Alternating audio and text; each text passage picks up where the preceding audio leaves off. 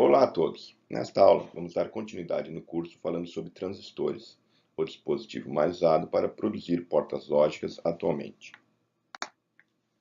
Para implementar a lógica booleana, usamos portas lógicas, que são dispositivos eletrônicos que possuem entradas e saídas e respeitam uma álgebra booleana bem definida.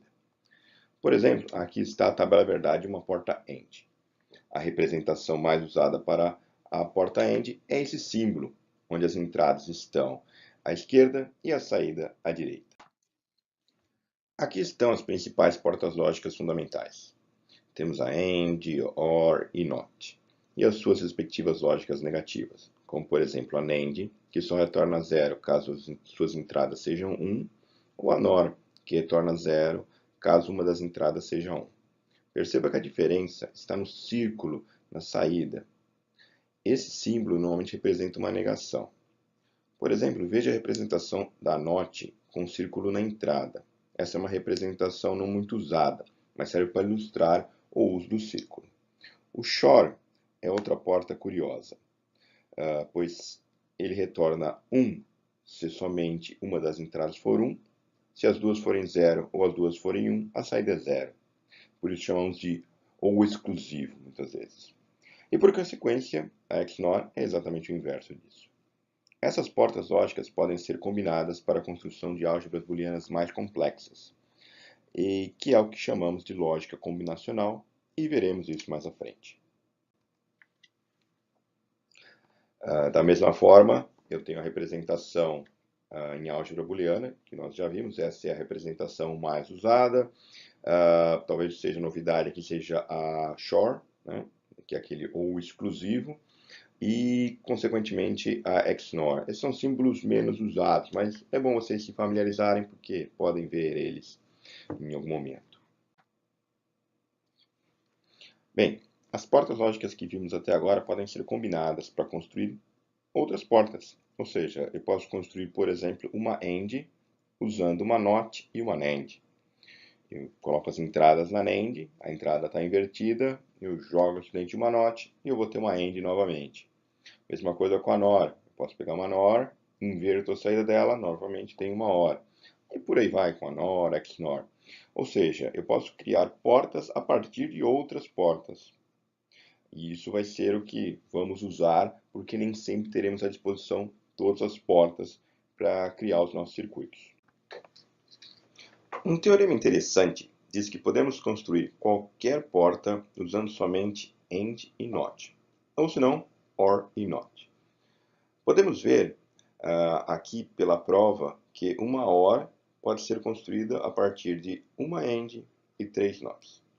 Por consequência, podemos então construir qualquer porta com NAND ou NOR. Essas portas são conhecidas como portas universais por permitir construir qualquer outra porta. Para implementar essas portas lógicas, vamos precisar de alguma eletrônica. E talvez a mais simples, mais antiga por acaso também, é usando relés. Relés são dispositivos que têm um eletroímã interno. Quando eu carrego esse eletroímã, ele fecha um circuito. Ele é muito usado atualmente quando eu tenho tensões, voltagens diferentes e eu preciso de um circuito para acionar outro. Então, ele ainda é muito utilizado. Para circuitos lógicos, ele já não é tão utilizado. Porém, serve para ilustrar aqui algumas portas lógicas. Então, por exemplo, tem à esquerda a AND. A AND, eu posso ver que se eu colocar os dois circuitos em série, eu só vou ter o circuito fechado se eu acionar os dois relés. Ou seja, quando eu fecho os dois relés, a corrente vai fluir por todo esse circuito e vai fechar o circuito. Então, para isso aqui funcionar, eu vou ter que ter esse circuito fechado e esse circuito fechado. Logo, E é uma AND. O OR já é em paralelo, eu coloco os dois relés em paralelo. Então, para eu ter o circuito fechado, se eu fechar o B ou fechar o A, já vai funcionar. Então, o meu circuito vem. Se eu fechar, por exemplo, o A, toda a minha corrente elétrica passa por aqui e eu tenho o circuito fechado. Se eu fizesse com o B, ia ser exatamente a mesma coisa. Antes dos transistores, surgiram as válvulas. As válvulas são esse dispositivo num bulbo de vidro com alguns eletrodos internos que permitem você amplificar um sinal. A origem da válvula foi para amplificar sinais de áudio. Por isso que até o nome era Audion, que foi cunhado pelo Lee Forest, o criador aí, quem vislumbrou a válvula. Ele nem tinha conhecimentos tão profundos assim, mas ele foi uma pessoa bem criativa e depois um grande empreendedor. Alguns anos depois, a AT&T comprou a patente dele, melhorou o tubo, fez várias otimizações e ele era altamente usado em telefonia, e até hoje é usado em algumas aplicações. A válvula ainda é usada em algumas aplicações bem específicas. Porém, a invenção que realmente mudou tudo foi o transistor. O transistor foi inventado lá no ano de 1947, no Bell Labs, por John Barden, William Shockley e o Walter Brinton, e demorou algum tempo para ser publicado, mas realmente foi algo que impactou tanto o mundo que os três ganharam até um prêmio Nobel. Na verdade, o primeiro transistor, que é o que está na imagem, o transistor de ponto de contato, foi inventado principalmente por John Barden e o Brantam, e isso gerou uma série de ciúmes aí no Shockley, e ele acabou depois inventando o transistor de junção bipolar, que acabou sendo mais usado por um bom tempo. Tá? Bem, e para construir esses transistores? Originalmente se usava muito germânio. Tinha-se a ideia que germânio era um semicondutor mais interessante. Depois se mudou muito para silício. Hoje se usam os dois, principalmente o silício ainda. E qual que é a peculiaridade desses materiais? Eles são semicondutores, então eles podem ser, em determinadas situações, condutores, em outras determinadas situações, de isolante. E com as técnicas que se usam para produzir os transistores, você consegue controlar o grau de condução. Para computadores, normalmente a gente não está muito preocupado em controlar o grau de condução, mas sim, ou ele está completamente fechado ou completamente aberto, ou seja, ou ele transmite a eletricidade ou está fechado. Bem, existem vários tipos de transistores. Aqui tem os três talvez mais conhecidos: o transistor de ponto de contato, que é muito difícil ver o uso dele hoje, embora tenha sido o primeiro, hoje não se usa ele. O transistor de junção bipolar, esse é usado mais de forma discreta, não em processadores, por exemplo, você não vai encontrar mais eles, mas ele ainda é um pouco usado quando se usa com um elemento individual. E os transistores de efeito de campo, os FETs, aqui também tem uma série de ramificações e possibilidades, e eles sim são muito usados hoje. Os componentes eletrônicos, de computadores, basicamente se baseiam na tecnologia FET. Tá? Vale aqui lembrar também que as duas formas de uso. Existem os circuitos mais analógicos e digitais. Então, analógicos, por exemplo, amplificador de áudio, por exemplo, onde eu uso o transistor para realmente controlar a potência de um áudio, de um som. Então, eu consigo amplificar um som. Ou para fontes elétricas também é usado. E para circuitos digitais, que é, como já falamos, ele normalmente abre e fecha o circuito. Não me interessa estados intermediários. Bem, e o que dos FETs é mais usado atualmente? O MOSFET, Metal Oxide Silicon Field Effect Transistor. É um nome bem comprido para uma tecnologia muito usada. Inicialmente era bem difícil produzir ele, mas as técnicas foram se aperfeiçoando e hoje ele é largamente usado. Ele tem vantagens na produção de elementos muito pequenininhos, né? Então, nanômetros, hoje já se fala 12 nanômetros com uma certa naturalidade, mas tem circuitos que usam transistor até menores que isso, né? As pesquisas estão bem avançadas. Aqui também dá para ver quais são os principais pontos de contato. Então, você tem o source, né? A sua fonte, você também tem o gate, que é normalmente onde você regula o fluxo do transistor e o drain, que é a outra ponta de conexão. Percebam também que tem uma quarta aqui, que normalmente está conectada direto ao source, onde ela acaba se comunicando com o substrato. Mas são aplicações muito específicas, temos que se preocupar com essa quarta conexão. Bem, para representar isso em diagramas, existe uma grande gama de possibilidades, ou seja, temos vários tipos de transistores e eles mesmos têm diferentes representações. Então, temos que tomar alguns cuidados aqui para não nos perdermos. Acima estão os BJTs, são os de junção bipolar, onde temos os NPN e os PNPs.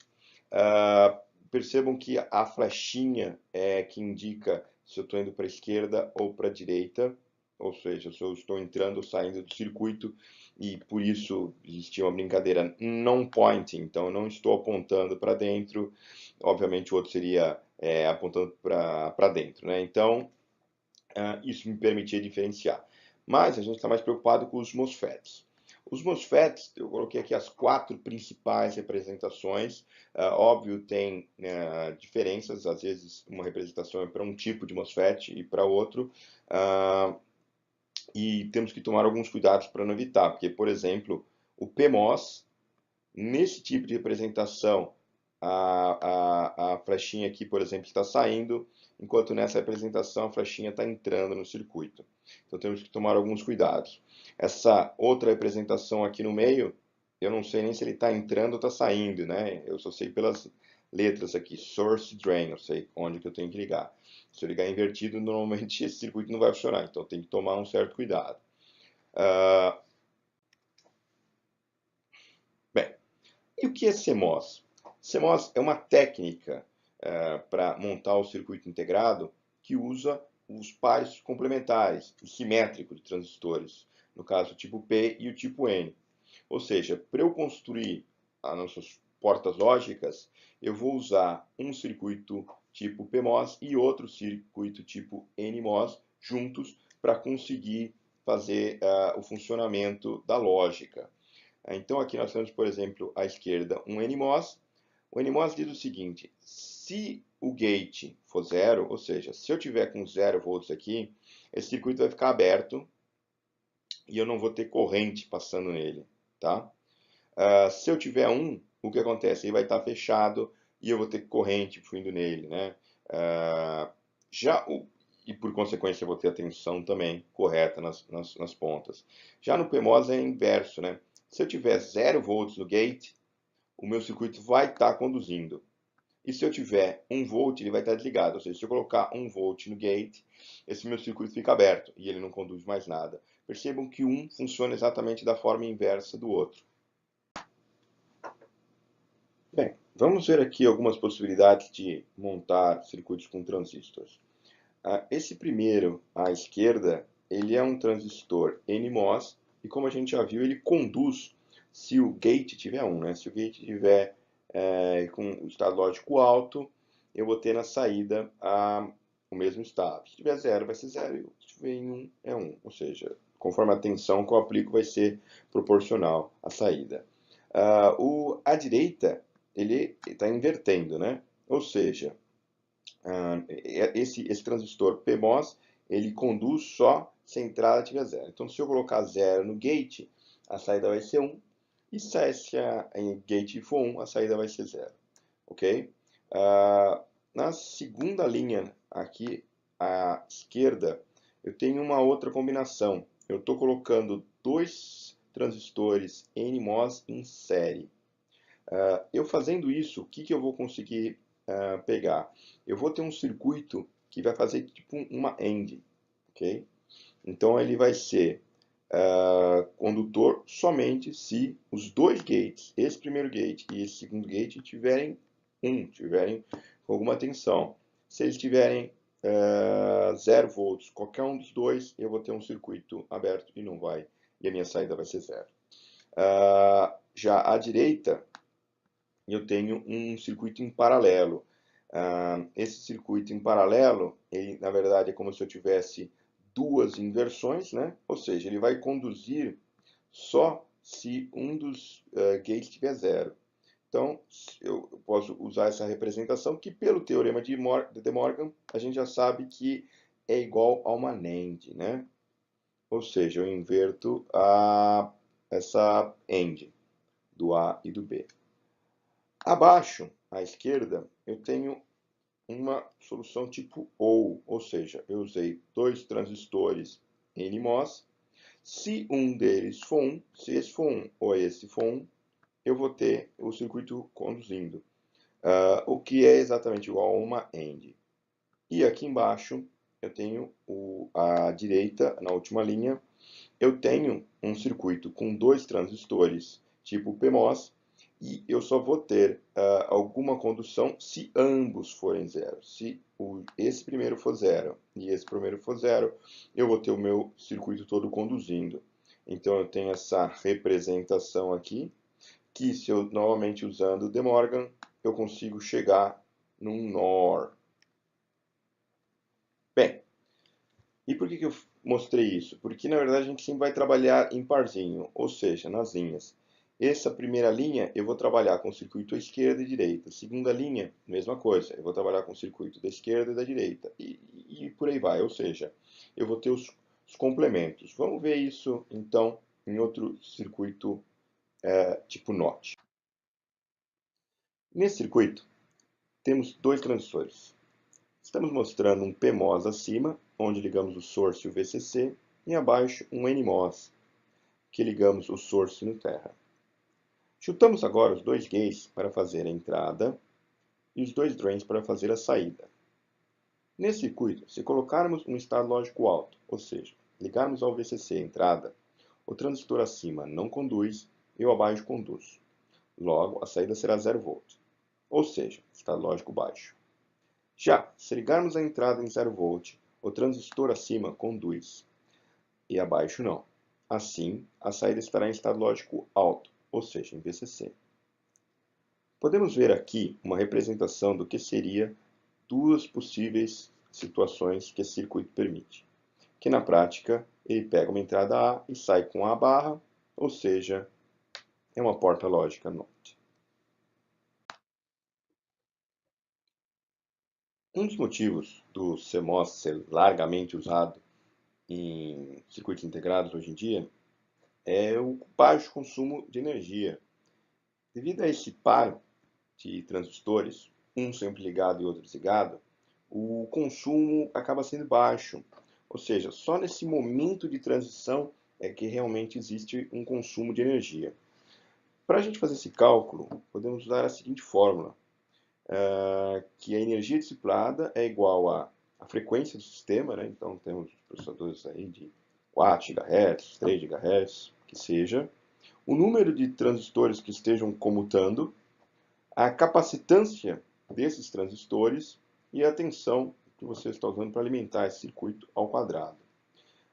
Aqui tem um exemplozinho de um processador aí de 1 GHz, com 1 vezes 10 a oitava transistores e 1 vezes 10 a menos 15 farads de capacitância. São valores mais ou menos normais para algum processador.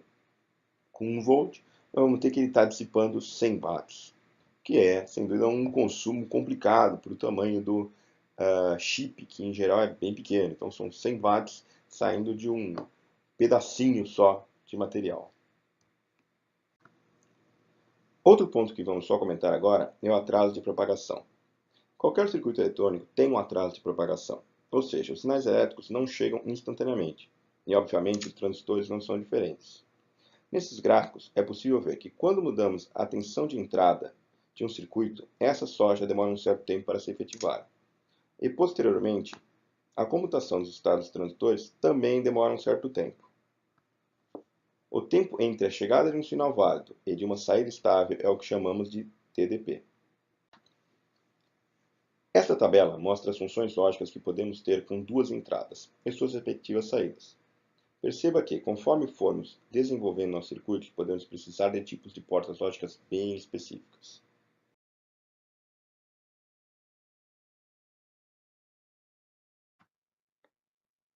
E isso encerra a aula.